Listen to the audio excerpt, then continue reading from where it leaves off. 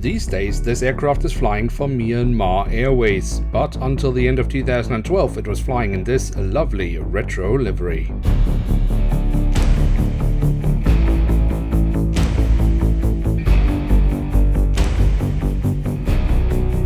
And with that, welcome to a new episode of Review, where we today will take a closer look at an Airbus A319-100 from Finnair. At the front of the box we have the cutout, so we can get a glimpse of the aircraft model inside, and on the bottom of the box we have the old Finnair branding.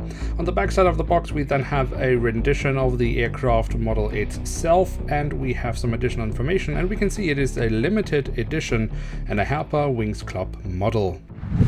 Before we get started with the review, it is worth mentioning that this aircraft model comes with a little piece of cardboard with an apron position printed on.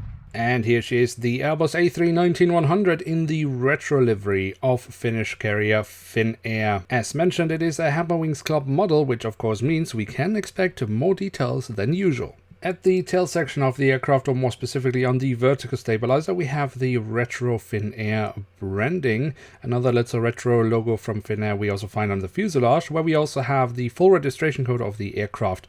On the horizontal stabilizer we also have the markings as to where to walk on those, and even the writing specifying that. Across the fuselage we then have the writing of Finnish Airlines, but we also have some nice detailing around the cockpit section further on in the front of the aircraft. For example, underneath the cockpit windows we have some nice markings and also the name of the aircraft. The window wipers have also been printed on, and just above the cockpit windows we also find what I assume are the last two letters of the registration code, but this was a little bit difficult to make out. The engine nacelles have been kept in the metallic grey, just as most of the fuselage, but do also carry the blue and white stripes that we also find across the fuselage. This is of course inspired by the Finnish flag. And we do even have some markings on them warning workers where to stand in case of jet blast. If we look into the engines we can see from the front here very nicely the engine fan blades. Just above the wing we also find the emergency exit printed on, and that of course leads us straight to the wings because they are also very nicely detailed and worth taking a look at. Here on the top side we can see the different flaps, slats and spoilers carved out, although that could have been done a little bit nicer. But we do have the markings for the emergency exits. We also have the markings as to where to walk on the wing, and even the writing for that, which is quite rare, especially with these smaller aircraft models from Herpa Wings. And of course we also have the underside of the wing. Here we find the full registration code of the aircraft once again, and of course the wings also do have the smaller winglets that the earlier versions of the A320 or 20 family aircraft came with. They are a little bit better detailed in more recent releases, but of course this is not a very recent release, so I think it is forgivable.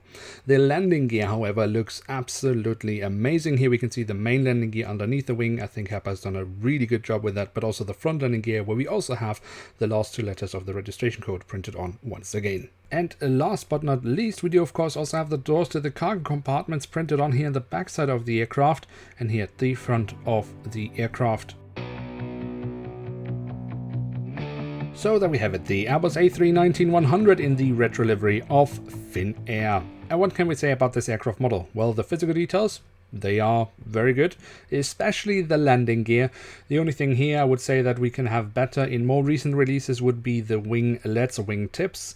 But again, it is not a very recent release, so it's very much forgivable. The print quality is excellent. The only thing here I found not to be 100% were the markings or the last two letters of the registration code just above the cockpit windows, because they were a little bit difficult to read.